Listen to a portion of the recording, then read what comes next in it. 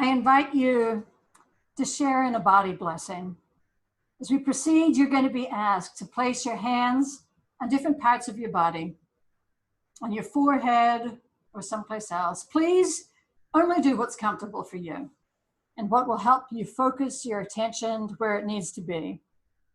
So let's start by taking a few quiet, deep breaths in and out, focusing our attention on being here together right now.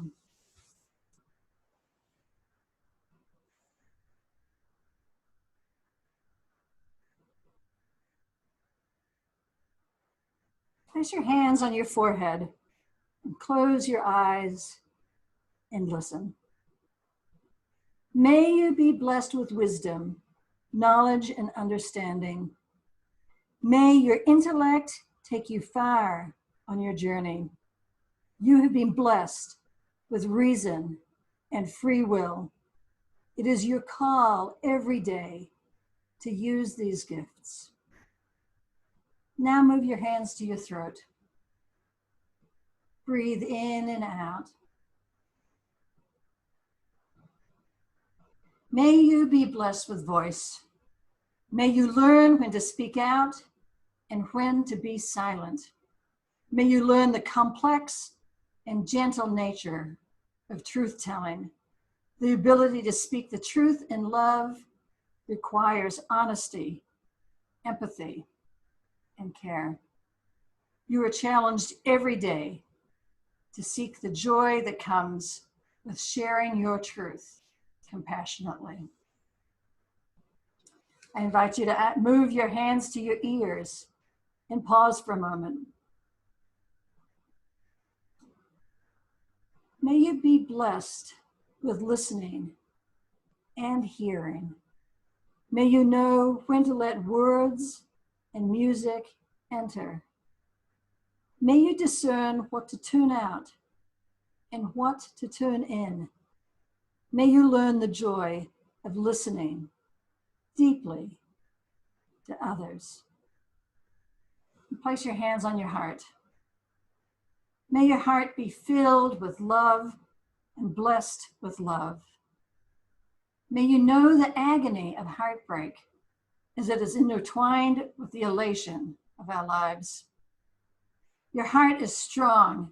It's a resilient organ, one that will be with you until the end of time. May you heed the wisdom of your heart and always trust the truth that it tells. Now move your hands to your lungs.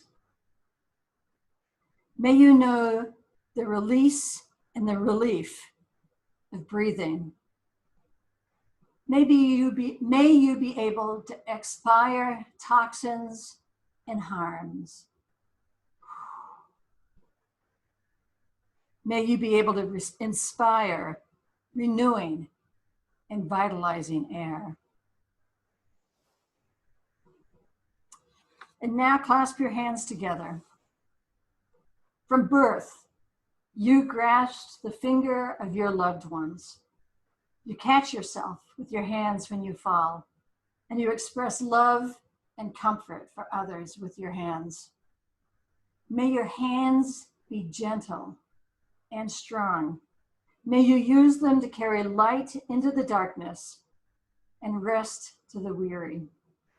May your hands always find the place of greatest need, beginning with your own.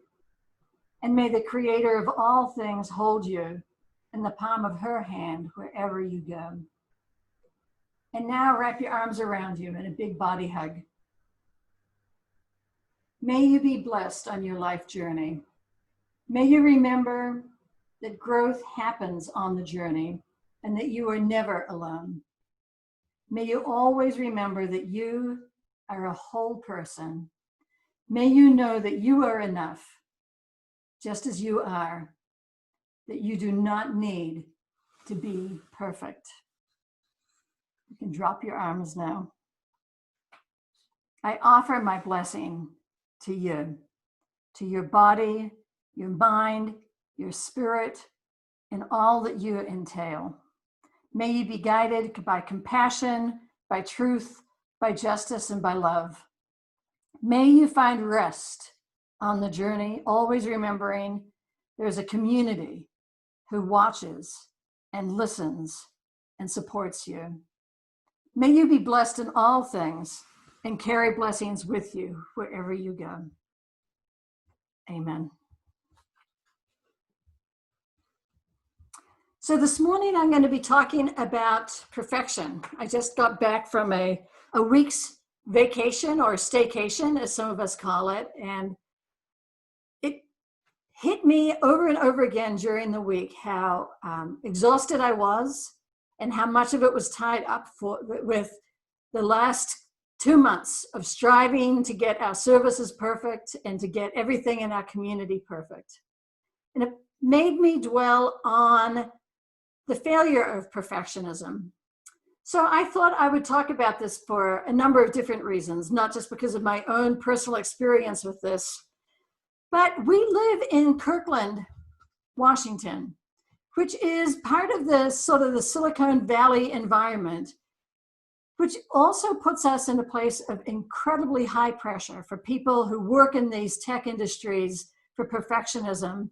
And it increases the pressure on everyone in the community we live in. Not only that, but we're now living in the COVID-19 times. And there is an incredible stress from all the ways that we have had to change and adapt. None of our jobs are the same as they used to be, and none of the things we expect of ourselves are what they used to be. That increases our desire to try and get things perfect and get them right. And perfectionism is a religious issue, if you think about it. If you take it all the way back, perfectionism started probably with the biblical story of Adam and Eve, because Adam and Eve were not perfect. They were cast out of the Garden of Eden in shame. And it's one of the roots that we've always had to struggle with white Christianity. And we live in a culture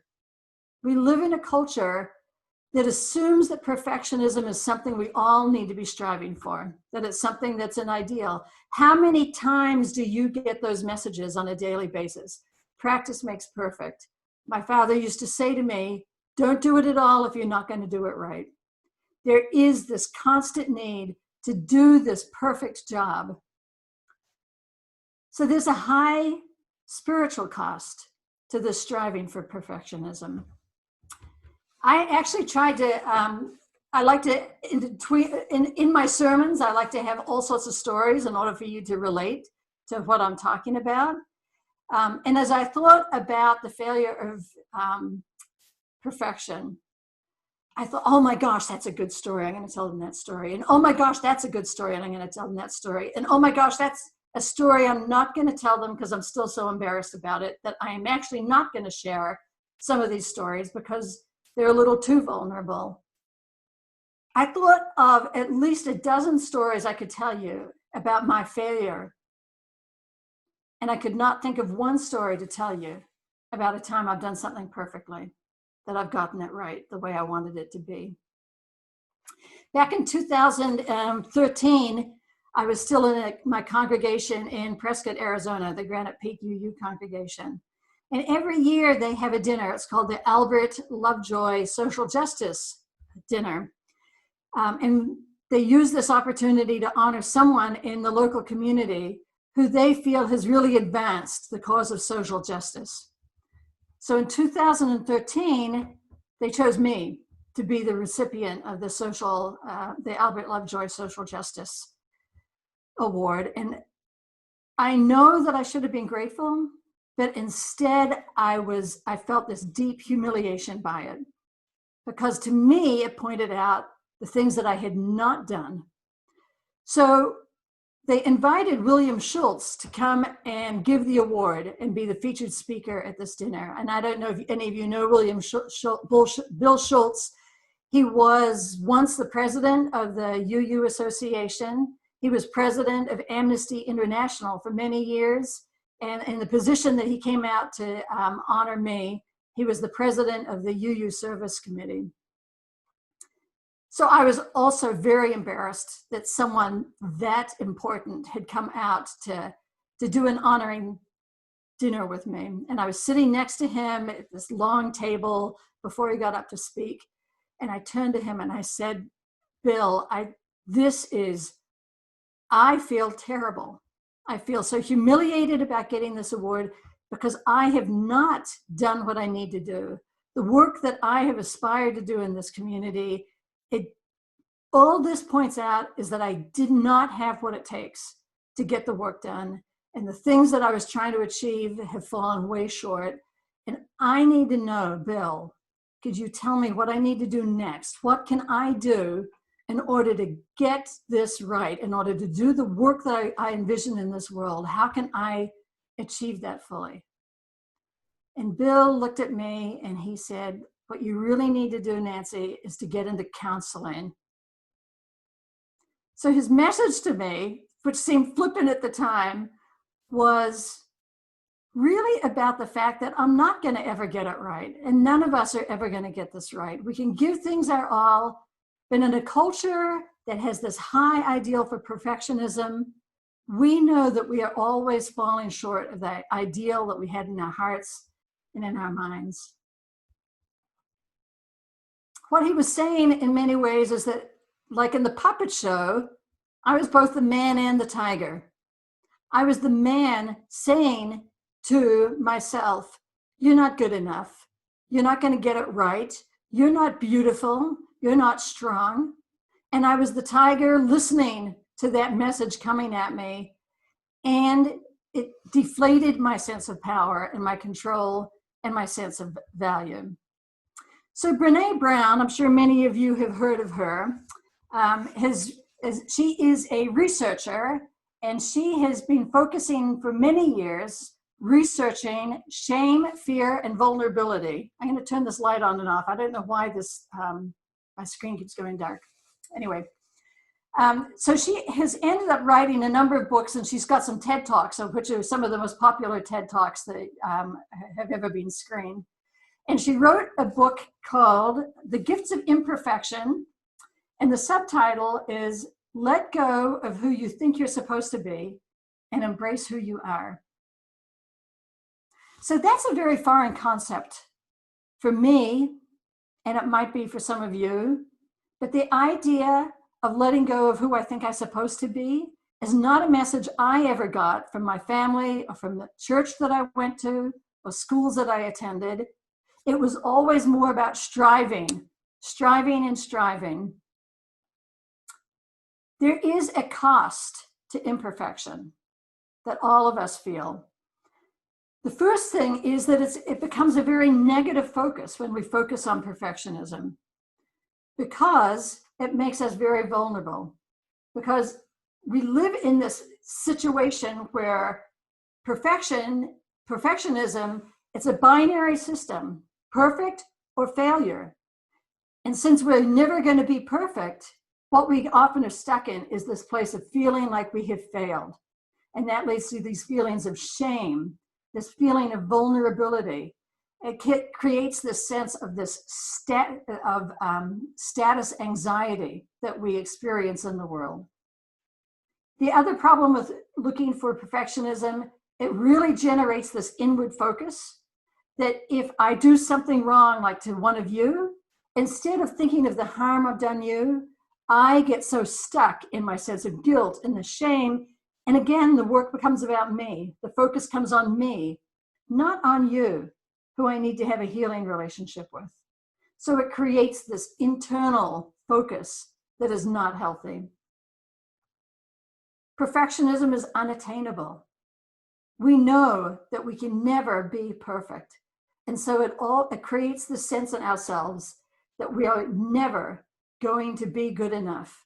And like Tiger in our puppet show, we're never going to be strong enough or beautiful enough if we focus on perfectionism, which is unattainable.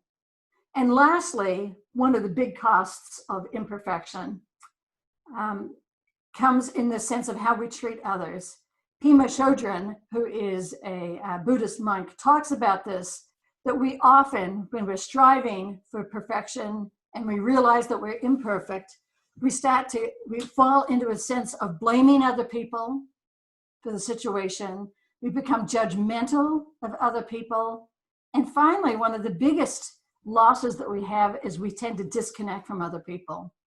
It's too painful for us to stay in relationship because of that sense of failure and guilt that we experience. So the antidote, what is the antidote to this striving for perfectionism? Brené Brown calls it moving into wholeheartedness. And I'm going to read a quote from her book that I just showed you. She said, wholehearted living is about engaging in our lives from a place of worthiness. It means cultivating the courage, compassion, and connection to wake up in the morning and think, no matter what gets done and how much is left undone, I am enough. And it's going to bed at night thinking, yes, I am imperfect and vulnerable and sometimes afraid, but that doesn't change the truth that I am also brave and worthy of love and belonging. Could you imagine a daily practice of the 3 C's, as she calls them? Courage, compassion, and connectivity. Courage, not in the sense of being a hero and going out and conquering the world, but the courage to every day, at least for a moment or two, pay attention to those terrible feelings that we feel, that vulnerability or that deep discomfort that comes across us as we recognize that we have failed once again. It takes a tremendous amount of courage to actually identify those feelings and sit with them for a minute. And the second C is about compassion. It's about being able to look at someone else and say, I know how you're feeling because I feel the same way too. I know that I am not getting it all right. And I have compassion for you because I know how that feels. And the third one is about connectivity. It's about being able to move into relationship and say, despite my failure, despite your failure, we belong to each other. We're going to do this together. And I'll be here to support you as you are here to support me. A daily practice, having that courage, having that compassion, and having that connectivity. Imagine if you can, that daily practice. Imagine being fully alive and fully embracing your whole self and the people around you.